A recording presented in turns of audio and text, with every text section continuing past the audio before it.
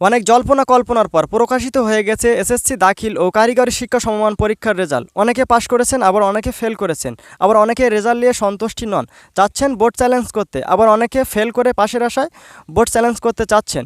তো আপনারা বোর্ড চ্যালেঞ্জের যে আবেদন ফর্ম সেটা আপনারা কীভাবে সাবমিট করবেন এবং প্রতি সাবজেক্টের জন্য যে ফি সেই ফিটা আপনারা কীভাবে পরিশোধ করবেন সেই সম্পূর্ণ প্রসেসটা আজকের এই ভিডিও আমি আপনাদের দেখাবো। সো ভিডিওটি আপনারা অবশ্যই কন্টিনিউ করবেন, কারণ আপনি যদি ভুল আবেদন সাবমিট করেন সেক্ষেত্রে কিন্তু আপনার আবেদন বাতিল হয়ে যাবে এবং পুনরায় আপনি কিন্তু আর আবেদন করতে পারবেন না। সেক্ষেত্রে আপনারা অবশ্যই ভিডিওটি কন্টিনিউ করবেন। তো চলুন মূল ভিডিওটি শুরু করা যাক। সো শুরুতেই বলে রাখি, বোর্ড চ্যালেঞ্জের আবেদন কিন্তু আপনি দুইভাবে করতে পারবেন, এক ওয়েবসাইটের মাধ্যমে আর দ্বিতীয়ত অ্যাপসের মাধ্যমে। আমি আপনাদের অ্যাপস দিয়ে দেখাবো, আর আপনারা যদি ওয়েবসাইট দিয়ে করতে চান সেক্ষেত্রে এই ভিডিও ডিসক্রিপশন বক্সে আমি ওয়েবসাইটের লিঙ্ক দিয়ে রাখবো, আপনারা সেখান থেকে সরাসরি ক্লিক করে কিন্তু আবেদন করতে পারবেন। আর অ্যাপসটি আপনারা প্লে স্টোরে পেয়ে যাবেন। আপনারা প্লে স্টোরে গিয়ে এসএসসি রেজাল্ট 2026 লিখে সার্চ করলে আপনাদের সামনে এই অ্যাপটি চলে আসবে। সো এইখান থেকে আপনারা অ্যাপটি ইনস্টল করে নেবেন। আমি ভিডিওর সুবিধার্থে আগে থেকে ইনস্টল করে রেখেছিলাম, তো সরাসরি অ্যাপটি আমি ওপেন করছি। অ্যাপটি ওপেন করার পর আপনাদের সামনে কিন্তু ঠিক এমনই একটা ইন্টারফেস চলে আসবে। সো এইখান থেকে আপনারা এসএসসি রেজাল্ট এখানে একটা ক্লিক করে দিবেন।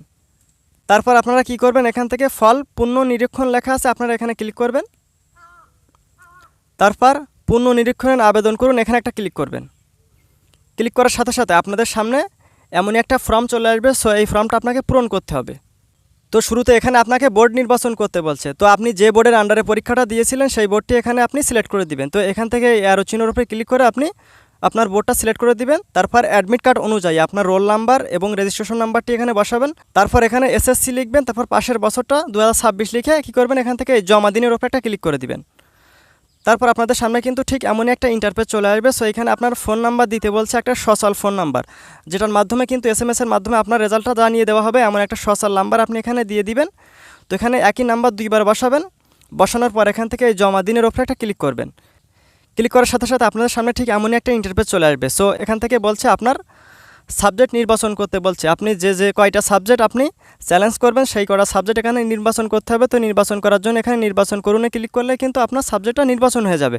আর আপনি যে কয়টা সাবজেক্ট নির্বাচন করবেন সেই সাবজেক্টের বিষয় কোডগুলো কিন্তু এখানে দেখাবে। সো এখানে আপনারা সেগুলো দেখতে পারবেন। এবার আপনাকে ফি প্রদান করতে হবে।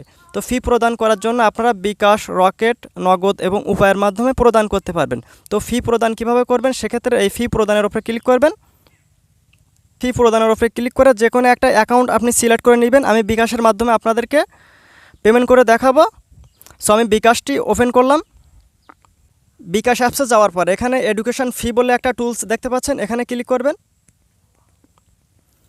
ক্লিক করার পর এখানে একটা সার্চ বার দেখতে পাচ্ছেন, এই সার্চ বারে গিয়ে আপনারা লিখবেন এসএসসি 2026 রিস্কুইটারি। আর ওটা যদি আপনারা এখানে পেয়ে যাবেন, এটাতে ক্লিক করবেন, আর না পারলে ওপরে সার্চ করবেন। সার্চ করার পর আপনাদের সামনে ঠিক এমন একটা ইন্টারফেস চলে আসবে। সো এখানে দেখতে পাচ্ছেন প্রথমে বোর্ড সিলেক্ট করতে বলছে। তো আপনার বোর্ডটা আপনার এখান থেকে সিলেক্ট করে দিবেন। তারপর নিচে দেখতে পাচ্ছেন পাশের বছর সিলেক্ট করতে বলছে। তো এখানে 26 সিলেক্ট করে দিলাম। তারপর আপনার অ্যাডমিট কার্ডের রোল নাম্বারটা এখানে বসিয়ে দিবেন। দেওয়ার পর এখানে আপনারা কি করবেন, এই পরবর্তীতে ক্লিক করবেন।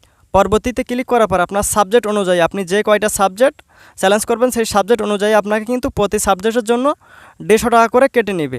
তো কাটার পর আপনার অ্যাকাউন্টে টাকা কেটে নেওয়ার পর আপনারা কী করবেন, আবারও পরবর্তীতে ক্লিক করবেন। পরবর্তীতে ক্লিক করার পর আপনার যে বিকাশ অ্যাকাউন্টের পিন নাম্বার সেটা দিয়ে দিলেই কিন্তু আপনার ফিটা প্রদান করা হয়ে যাবে। তো ফি প্রদান করা হয়ে গেলে আপনাদের সামনে কিন্তু ঠিক এমনই একটা ইন্টারফেস চলে আসবে। সো এখানে দেখতে পাচ্ছেন যে টাকাটা কিন্তু এখানে দেখাচ্ছে, আপনি যে ফিটা প্রদান করবেন সেটা এখানে দেখাবে।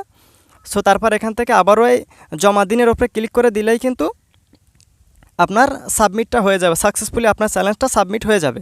সো এমনভাবে কিন্তু আপনি বোর্ড চ্যালেঞ্জের আবেদন সাবমিট করতে পারবেন। তারপরও যদি আপনি ভালোভাবে বুঝতে না পারেন সেক্ষেত্রে আপনারা আপনাদের আশেপাশে যদি কোনো কম্পিউটারের দোকান থাকে যারা এমন অনলাইনে কাজ করে তাদের কাছ থেকেও কিন্তু আপনারা বোর্ড চ্যালেঞ্জের আবেদন সাবমিট করে নিতে পারবেন। তো আশা করি আপনাদেরকে বোঝাতে পেরেছি। তো ভিডিওটি যদি ভালো লাগে অবশ্যই লাইক, কমেন্ট, শেয়ার করবেন।